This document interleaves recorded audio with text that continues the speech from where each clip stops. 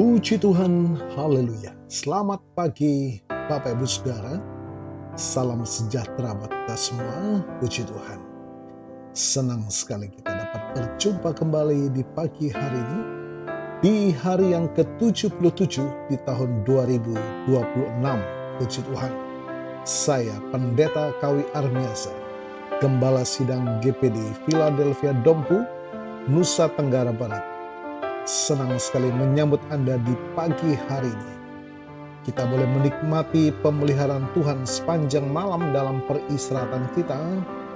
Dan kembali pagi ini kita dibangunkan dengan tubuh yang sehat walafiat. Amin. Terpujilah nama Tuhan. Walaupun mungkin ada di antara kita yang sedang menjalani perawatan kesehatan, baik di rumah ataupun di hospital, tetapi yakinlah kasih dan kuasa-Nya yang tidak pernah berubah sedang memulihkan, menyembuhkan saudara. Amin. Dalam nama Tuhan Yesus. Puji Tuhan. Mari Bapak Ibu Saudara, kembali kita pagi hari ini dalam penelaahan firman Tuhan kita. Dan kita sudah sampai di pasal yang ke-19 dari Injil Yohanes. Bapak Ibu Saudara, Yohanes pasal 19 ini merupakan salah satu pasal paling emosional dan krusial dalam Alkitab. Ini adalah puncak dari penderitaan Kristus, di mana kasih bertemu dengan keadilan dan pengorbanan bertemu dengan penebusan. Tema renungan kita pagi ini adalah sudah selesai. Dari penderitaan menuju kemenangan. Puji Tuhan. Teks yang kita dapat baca dari Yohanes pasal 19 ayat yang pertama sampai 42. Puji Tuhan. Di ayat yang pertama sampai kelima menampilkan mahkota duri, raja yang dihina. Bapak Ibu Saudara, Yohanes mencatat bagaimana Yesus disesah dan dipakaikan mahkota duri. Secara politis, ini adalah penghinaan. Namun secara rohani, ini adalah proklamasi. Mahkota duri melambangkan kutuk bumi akibat dosa. Kita dapat baca di Kejadian pasal 3 ayat 18. Dengan mengenakan mahkota itu, Yesus sedang mengambil alih kutuk kita ke atas kepalanya sendiri. Pilatus berkata, "Ecce homo." Lihatlah manusia ini. Pilatus melihat seorang pesakitan, tetapi kita melihat Sang Juru Selamat yang sedang menanggung aib kita. Di ayat yang ke-12 sampai 16, kita melihat kontras antara Yesus dan Pilatus. Pilatus memiliki kuasa duniawi, namun diperbudak oleh rasa takut akan kehilangan jabatan dan tekanan massa. Sebaliknya, Yesus terlihat tidak berdaya, namun ia adalah pribadi yang paling bebas karena ia sedang menjalankan kehendak Bapa. Bapak Ibu Saudara, seringkali kita berkompromi dengan kebenaran karena takut pada tekanan dunia. Belajarlah dari Yesus yang tetap teguh meski harus membayar harga yang paling mahal. Nah, di ayat yang ke-28 sampai 30 kita baca, di situ ada suatu bekas penuh anggur asam. Maka mereka mencucukkan bunga karang yang telah dicelupkan dalam anggur asam pada sebatang hisop, lalu mengunjukkannya ke mulut Yesus. Sesudah Yesus meminum anggur asam itu, berkatalah ia, "Sudah selesai." Lalu ia menundukkan kepalanya dan menyerahkan nyawanya.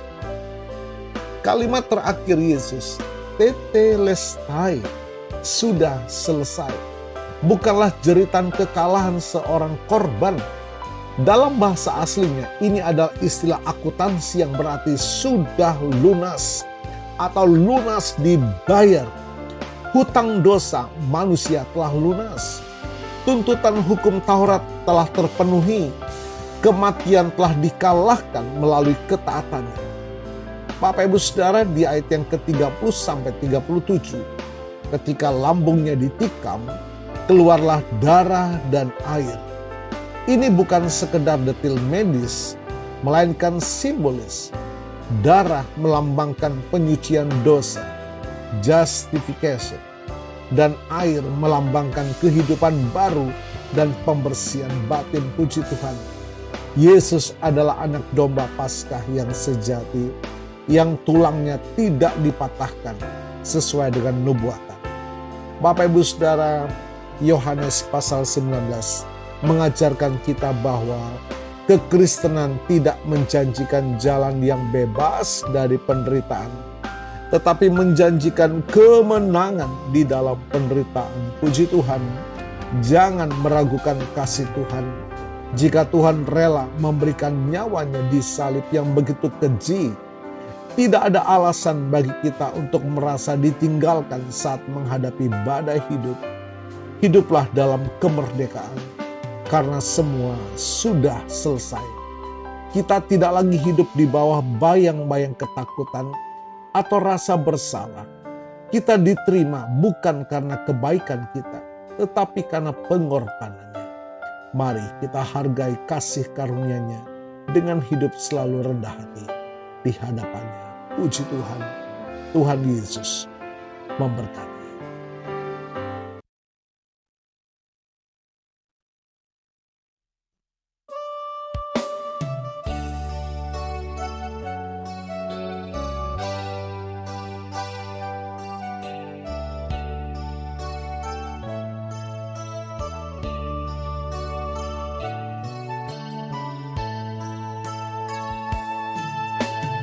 Dia Yesus lama tiba gitu. Dia Tuhan selamatkan jiwaku. Bagi Dia pujianku tak dapat ku balas kasih-Nya. Dia angkatku jadi anaknya, beri damai di dalam hidupku.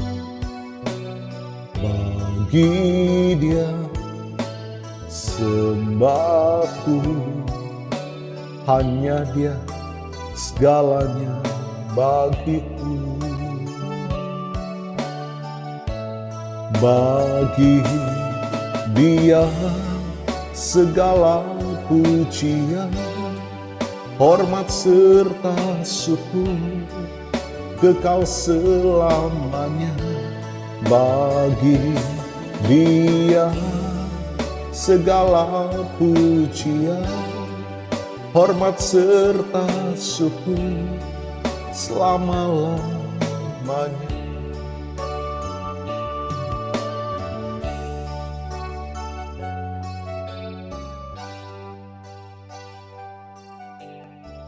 Bapa, kami bersyukur firman-Mu pagi ini mengingatkan kami akan kasih karunia-Mu yang begitu mulia, yang sudah tercurah bagi kami, menyelamatkan kami bukan karena perbuatan baik kami, tetapi benar-benar karena kasih karunia-Mu Tuhan yang sudah menebus dosa dan salah.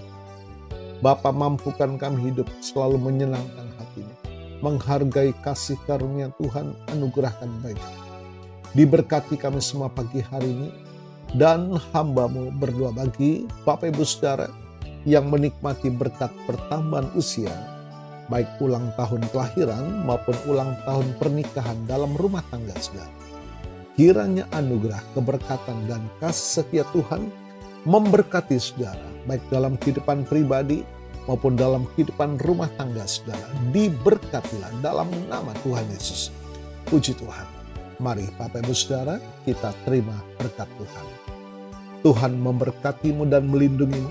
Tuhan menyinari engkau dengan wajah-Nya dan memberikan engkau kasih karunia. Tuhan menghadapkan wajah-Nya kepadamu dan memberikan engkau damai sejahtera. Bapak Ibu Saudara, terimalah berkat Tuhan atas seluruh hidupmu. Terimalah berkat Tuhan atas rumah tanggamu. Terimalah berkat Tuhan atas usaha, dagang, dan pekerjaanmu. Terimalah berkat Tuhan atas pendidikan dan masa depanmu. dan terimalah berkat Tuhan atas iman, ibadah, dan pelayananmu kepada Tuhan. Diberkatilah engkau berlimpah-limpah, baik jasmani dan rohani, hari ini sepanjang masa, sampai Tuhan Yesus datang kembali, di dalam berkat nama Tuhan Yesus Kristus. Haleluya, haleluya. Amin.